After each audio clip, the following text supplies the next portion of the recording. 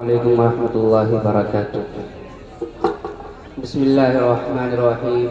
نحمده ونصلي على رسوله الكريم، أما بعد. قال الله تعالى في القرآن الكريم: أعوذ بالله من الشيطان الرجيم. بسم الله الرحمن الرحيم. لقد كان لكم في رسول الله أسوة حسنة. صدق الله العظيم.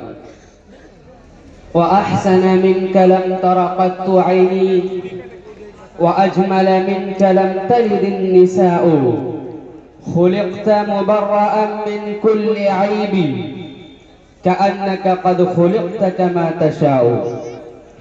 يا صاحب الجمال ويا سيد البشر، يا صاحب الجمال ويا سيد البشر، من وجهك المنير لقد نبر مولانا صاحب سے درخواست ہے کہ وہ اسٹیج پر تشریف لے آئیں. لا يمكن الثناء كما كان حقه. مولانا نیاز صاحب ہیں. لا يمكن الثناء كما كان حقه. بعد از خدا بزرگ تو ایک قصہ مختصر. کچھ کفر نے فتنے پھیلائے، کچھ ظلم نے شعلے بھڑکائے. کچھ کفر نے فتنے پھیلائے، کچھ ظلم نے شعلے بھڑکائے. سینوں میں عداوت جاگ اٹھی، انسان سے انسان ٹکرائے. پامال کیا، برباد کیا کمزور کو طاقت والوں نے. پامال کیا، برباد کیا کمزور کو طاقت والوں نے. جب ظلم و ستم حد سے گزرا، تشریف محمد لے آئے صلی اللہ علیہ وسلم. آئے دنیا میں بہت پاک مکرم بن کر، کوئی آیا نہ مگر رحمت عالم بن کر. اسٹیج پر رونق افروز بزرگان دین، علماء کرام اور حاضرین جلسہ، آج کی اس مبارک مجلس اور اس بابرکت اجلاس میں میرا موضوع سخن دنیا کی سب سے مقدس اور پاکیزہ ہستی جناب محمد الرسول اللہ صلی اللہ علیہ وسلم کی سیرت طیبہ ہے.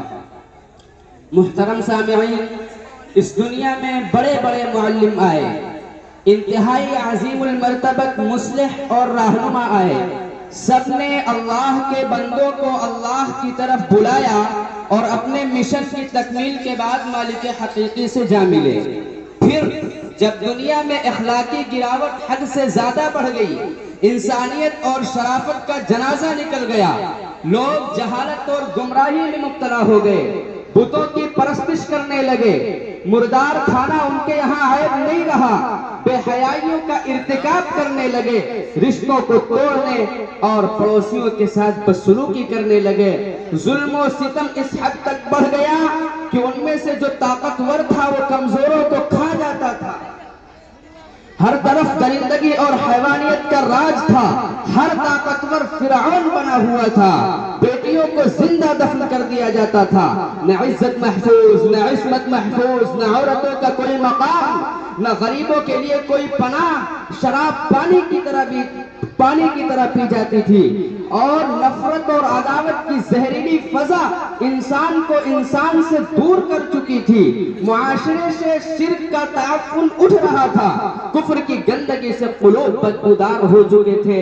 تو اس وقت اللہ نے اپنے اس آخری پیغمبر کو بھیجا جو اٹھے تو آسمان کو بلندی مل جائے، جو بیٹھے تو دھرتی کو سکون مل جائے، جو مسکرائے تو ستارے چمکنے لگے، جو بولے تو عناصر چہکنے لگے، جس کے قدم اٹھے تو سدرۃ المنتہا پر جا پہنچے، بلکہ اس سے بھی آگے نکل جائیں. جس کی انگلی اٹھے تو ماہتاب شک ہو جائے. یعنی نبیوں کے نبی، پیغمبروں کے امام، ہم سب کے آقا اور مولا حبیب خدا حضرت محمد مصطفیٰ صلی اللہ علیہ وسلم کی تشریف آوری. مبارک ہو محمد مصطفیٰ تشریف لے آئے، مبارک ہو محمد مصطفیٰ تشریف لے آئے. خوشاب و شافع روزے جزا تشریف لے آئے. اندھیرے مٹ گئے، سارے جہاں میں روشنی آئی. اندھیرے مٹ گئے سارے جہاں میں روشنی آئی، سراپا نور وہ بدر الدجا تشریف لے آئے۔ آپ نے لوگوں کو ایک اللہ کی طرف بلایا، شرک اور بت پرستی سے منع فرمایا، سچ بولنے، امانت داری، صلہ رحمی اور پڑوسیوں کے ساتھ حسن سلوک کرنے کا حکم دیا۔ قتل و خوریزی کرنے سے، حرام کاری اور بے حیائی کے کاموں سے، یتیموں کا مال کھانے اور پاک دامن خواتین پر تہمت لگانے سے منع فرمایا۔ آپ نے لوگوں کو حکم دیا کہ ایک اللہ کی عبادت کریں، اس کے ساتھ کسی کو شریک نہ ٹھہرائیں، اپنے پروردگار کی رضا کے لیے نماز اور روزہ کا اہتمام کریں اور صدقہ و خیرات سے غرباء و مساکین کی امداد کریں۔ حضرات گرامی، آپ نے صرف نصیحت ہی نہیں کی بلکہ اپنی ایک نصیحت کو کردار کا جامہ بھی پہنایا۔ آپ نے عبادت اور ریاضت کا حکم دیا تو خود بھی اس طرح مصروف عبادت رہے کہ پاؤں مبارک پر ورم آ جاتے تھے۔ آپ نے صداقت و امانت کی تلقین کی تو خود بھی سچائی اور امانت داری کا پیکر جمیل تھے، حتیٰ کہ دشمن بھی آپ کو صادق اور امین کہنے پر مجبور تھے۔ آپ نے کمزوروں اور ضعیفوں پر رحم و کرم کی ترغیب دی تو خود بھی دنیا کے سب سے بڑے رحم کرنے والے اور معاف کرنے والے فاتح اور حکمران بنے۔ بیت المال اور قومی خزانہ کا بااختیار متصرف ہونے کے باوجود آپ نے فاقے کیے، اپنے گھر میں 2 وقت برابر چولہا نہیں جلنے دیا، عمومی خوشحالی اور مالی فراوانی کے دور میں بھی اپنی چہیتی بیٹی کی خادمہ کو طلب کرنے کی درخواست کو رد کر دیا اور شہزادی کو چکی پیستے ہوئے اور مشکیزہ دھوتے ہوئے دیکھنا گوارا کیا۔ حضرات گرامی، پیغمبر اسلام کا یہی تو وہ امتیازی وصف ہے جس کا اعتراف دوست دشمن بھی کرنے پر مجبور ہوئے۔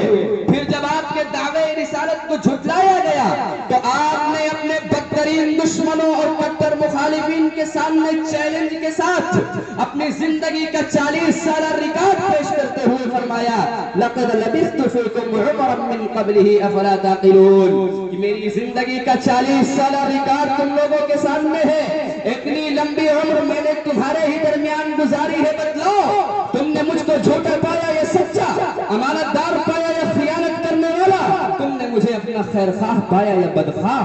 آپ نے جھٹلانے والوں کو للکارا کہ میری پوری زندگی میں اگر کوئی عیب تم کو نظر آیا ہو تو بتلاؤ۔